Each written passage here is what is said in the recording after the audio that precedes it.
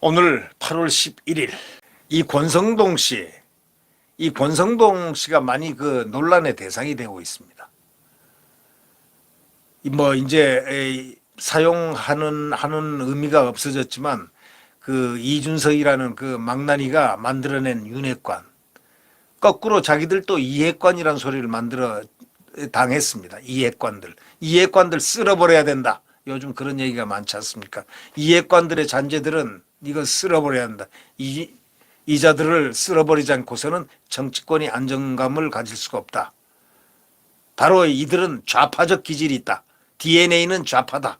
이런 얘기들이 지금 많이 흘러나오고 있습니다. 이 권성동 국민의힘 원내대표가 윤석열 대통령과 문자를 주고받은 그걸 갖다 공개, 그런 파동이 있었지 않습니까? 이거는 권성동이가 뭐 입이 1000개, 10,000개 되더라도 물러나야 되는 사건입니다. 국가 원수에 대한 통치권자에 대한 사신을 갖다가 국회의원 뭐 초선도 아니고 말이죠. 예? 이 권성동 씨가 이 정치를 잘 못하는 건지 지금 이분이 삼선에다가 말이죠. 이 이준석이하고 이렇게 좀 통하는 게 있죠. 자, 이준석이 이 통하는 게 있는데 이 탄핵을 할 때 상당히들 통한 사람들입니다. 예.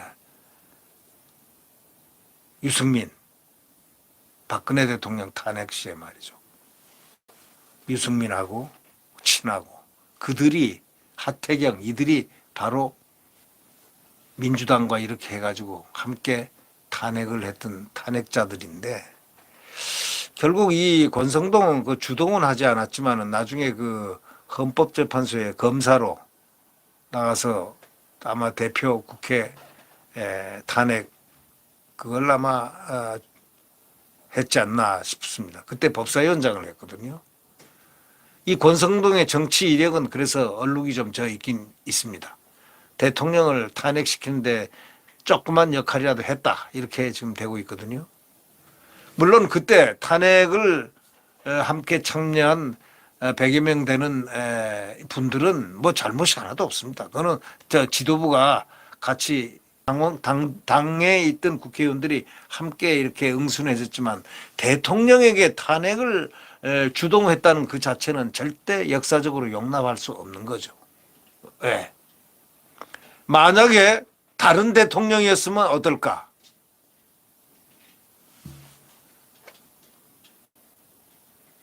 아니 별 잘못 없이 탄핵을 시키는데 이건 국가 변란 아니냐 이거예요. 그럴 때는 비상대권 발동할 수도 있는 부분이고 이 권성동이 뭐 이런 여러 가지 논란이 있는데 자신의 그 비상대책위원회 합류를 비토한 데 대해서 불쾌감을 좀 드러내고 있습니다. 주호영 씨가 좀 비토해 이 권 원내대표는 뭐라고 그러냐면 이날 국회에서 당연직 비대위원회에서 빠질 수 있다는 이야기가 나온다. 이런 지적에 말도 안 되는 소리다 하고 강하게 지금 반발하고 있습니다. 이 비대위원회 빼겠다는 뭐 그런 기류가 좀 있는 모양입니다. 국민의힘 당헌 당규에 따르면 비대위에는 원내대표 정책위원회 의장이 당연직으로 합류하게 돼 있는데 일각에서는 당이 혼란을 겪은데 일부 책임이 있는 소위 윤석열 대통령 핵심 관계자가 비대위에 참여하는 것은 바람직하지 않다. 일부 책임이 있는 윤핵관이 비대위에 참여하는 것은 바람직하지 않다. 이런 지적이 제기됐기 때문입니다. 윤핵관 이선 후퇴론과 함께 문자 파동을 일으킨 권 원내대표의 책임론도 불거졌습니다. 그러니까 이건 저는 저 개인적으로 그렇습니다. 윤핵관이 윤핵관 할 거 하나도 없습니다. 윤핵관 자연인인데요. 윤핵관이 누구를 얘기하는 겁니까? 장제원 씨 얘기하는 겁니까? 아니면 권성동 씨 얘기하는 겁니까? 그럼 뭐 또 다른 사람이 있습니까? 장제원 씨가 뭘 잘못했죠?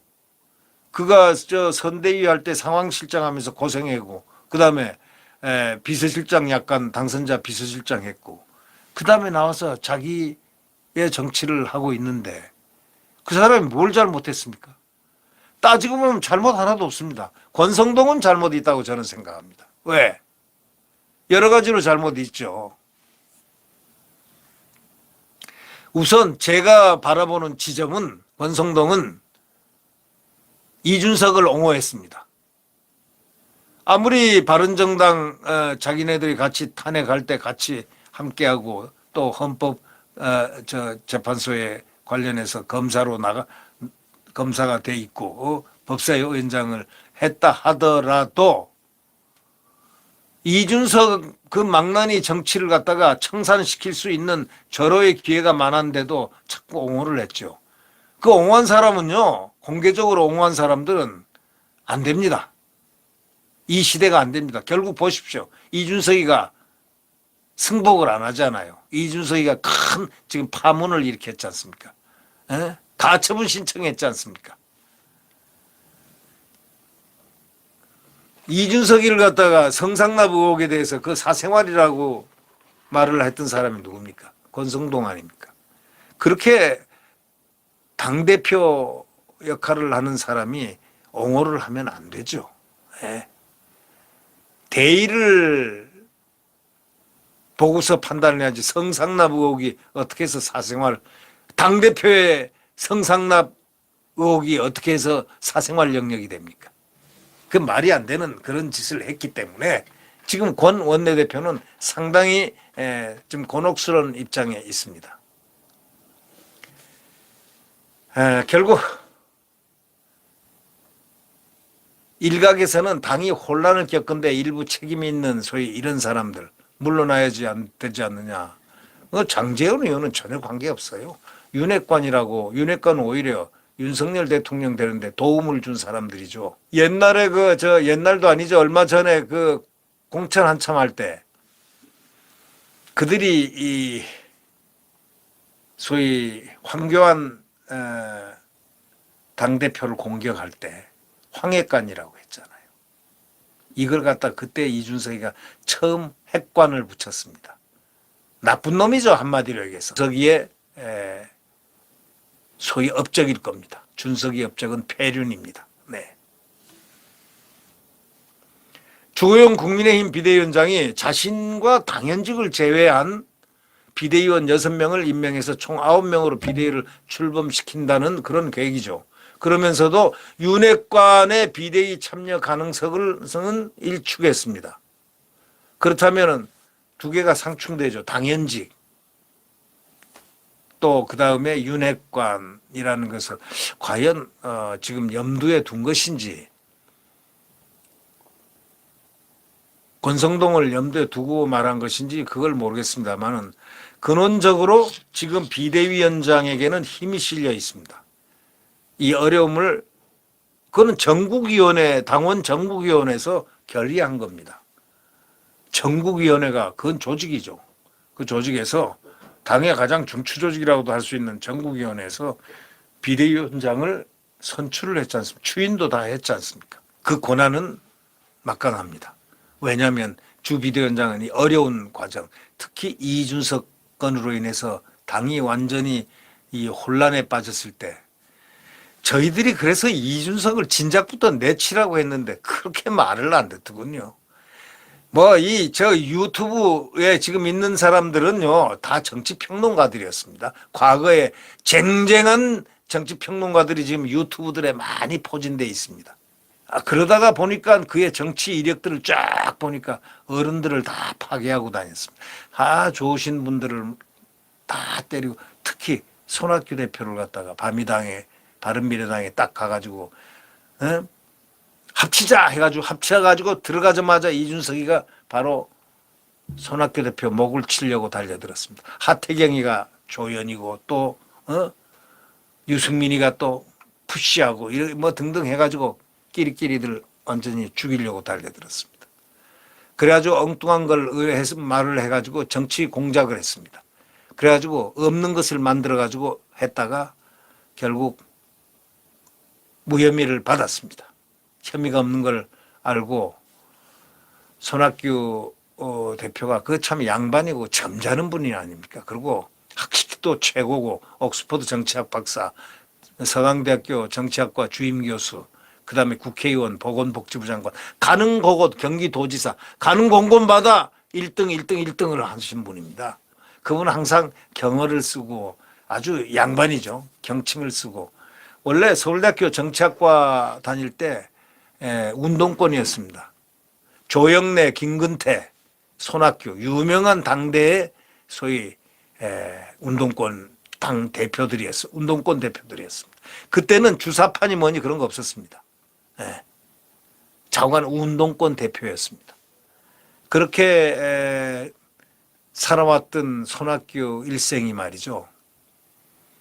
이런 이준석의 그 정치 공작 때문에 잠깐 정치를 떠났습니다.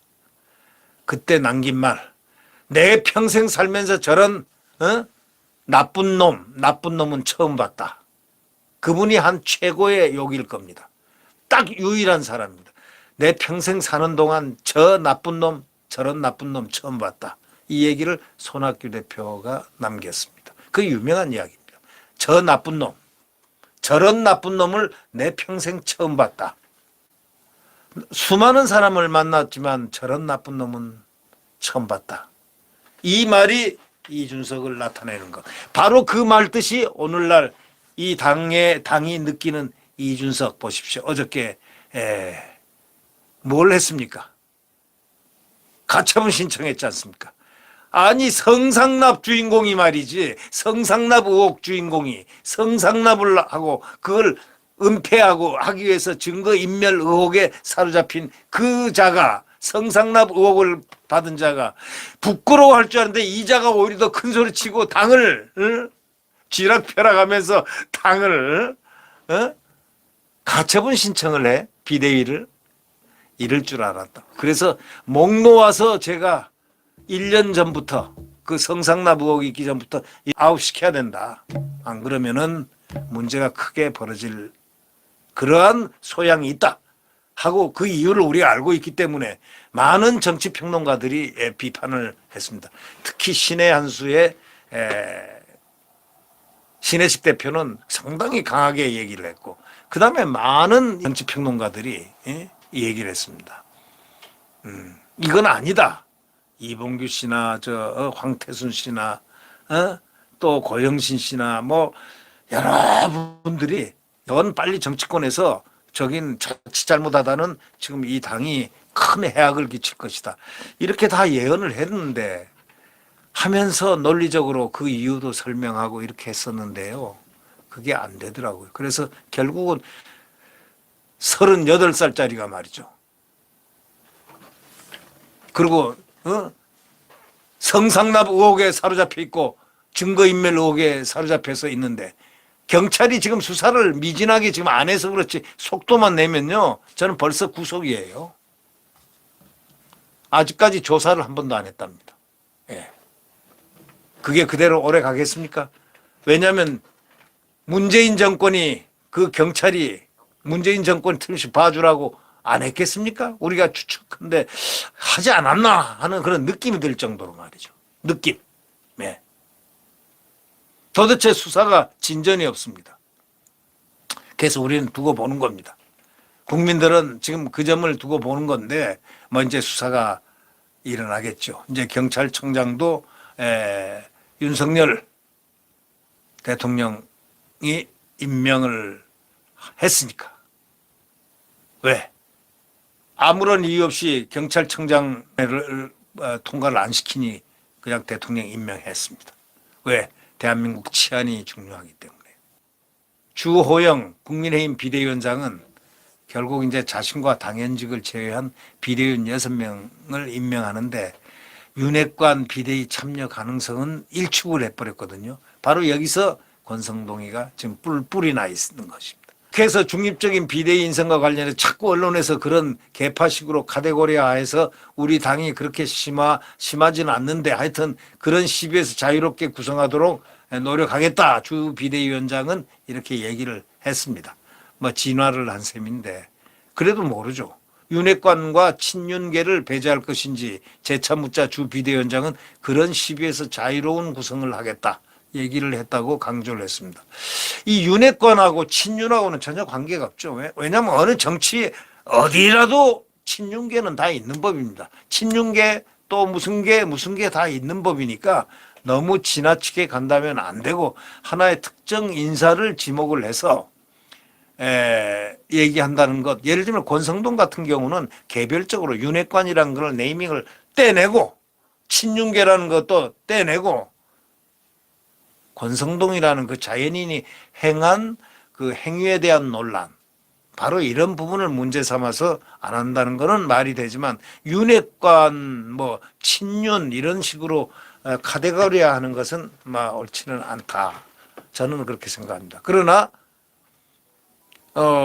권성동은 이런 시비에서 자유롭지는 못할 것이다. 하나의 시비는 될 수 있다. 이렇게 볼 수 있죠. 시비거리는 될 수 있다. 이렇게 느껴질 수는 있습니다. 네, 구독 버튼과 엄지를 눌러주시면 감사하겠습니다. 참 주호영 비대위 첫날부터 정말 암초 아닌 참 더러운 부분에 이제 봉착을 했습니다. 이준석이가 효력정지 가처분 신청을 남부지방법원에다 냈고 말이죠. 거기 부장판사가 이 재판장을 맡은 분이 마침 우리법 연구회 출신이라고 그러네요. 들리는 보도에 의하면은 우리법 연구회 출신이라고 그러는데 뭐 황모 판사라든가요. 뭐 이렇게 얼핏 나오고 그 다음에는 잘 안 나오는데 이분이 어떤 판결을 할지는 모르겠습니다. 근데 우리법 연구회라는 그런 말이 나왔습니다. 김명수가 만든 우리법 연구회 아마 출신. 이 딱지가 아마 어저께 잠깐 밝혀졌다가 언론에서 그 다음에 집어넣더군요. 네, 이거는 언론에서 제가 어저께 잠깐 들은 이야기입니다. 아마 라디오 아니면 TV에서 아마 들었지 않나? 네, 그런 얘기입니다. 네, 주호영 비대위원이 지금 비대위원 인선 착수에 들어갔습니다. 이준석과도 정치적으로 이렇게 한번 다각도로 접촉을 해보겠다라고 표현하고 있습니다. 이 이준석이가 결국 이 법정 대응을 나섰기 때문에 이 법정 대응을 나왔으면 결과적으로 애를 먹이겠다 이겁니다. 이준석이는 이 법정 대응에서 애를 먹이겠다. 만약에 이게 법원에서 인용이 되면은 말이죠. 이 비대위는 큰 상처를 받습니다. 비대위가. 이 당이 굉장히 큰 상처를 받죠. 물론 당이 거대한 당이니까 상처 받아봐야 금방 회복은 되겠지만 그리고 집권 여당 아니겠습니까? 그러나 이준석이가 만약에 인용이 안 될 경우는 그는 정치 끝입니다. 아마 한국에서도 낯들고 다니기 어려울 거예요. 왜냐하면 성상납 의혹이 있기 때문에 그 재판이 또 나중에 이제 수사가 제대로 딱 되기 시작하면은 소환될 거 아닙니까? 그러면 이제 지금 구체적으로 많은 진술이 지금 김성진 아이카이스트 대표에 의해서 많이 되는 걸로 알고 있습니다. 뭐 그 여성도 신변 다 확보돼 있고 뭐 얘기하는 것들 전부 그 많은 그런 것을 그런 류를 갖고 있다는 것. 심지어는 뭐 시알리스라는 발기부전제를까지 먹고서 그 방으로 들어갔다니까 뭐 별 얘기들이 지금 다 나오고 있는 겁니다. 이것도 김성진 그 아이카이스트 그 전 회장이 만약에 거짓말하면은 얼마나 혼나겠습니까? 그러나 그는 카이스트 졸업생이고 아주 우수한 천재로 알려져 있습니다. 그런 분이 탁탁 논리적으로 지금 합리적으로 논리적으로 사실적으로 한다는 것이 그 변호사의 전언입니다. 이 변호사 강신업 변호사가 맡고 있는데요. 들으면 기도 안 차는 내용들이 참 많은 것 같습니다. 제가 여기서 풀 수는 없지만 말이죠. 결국 이 주호영 비대위원장도 상당히 지금 어려운 과정에 있습니다. 이 비대위가 빨리 출발을 강하게 잘 할 것으로 믿어 의심치는 않습니다. 왜? 이 정치적 체험을 하신 분이고 구비구비마다 물론 사람은 결함도 있습니다. 있지만 장점이 많으면 장점이 많다로 규정을 하는 겁니다. 상당히 리더십도 좋은 분이고 그래서 많은 기대를 하고 있습니다. 이 비대위원장에 대해서. 아마 이번에 비대위원장은 그가 심혈을 기울여서 이 당을 위해서 멸사봉공하는 정신으로 하지 않겠느냐라고 생각이 됩니다. 네, 구독 버튼과 엄지를 눌러주시면 감사하겠습니다.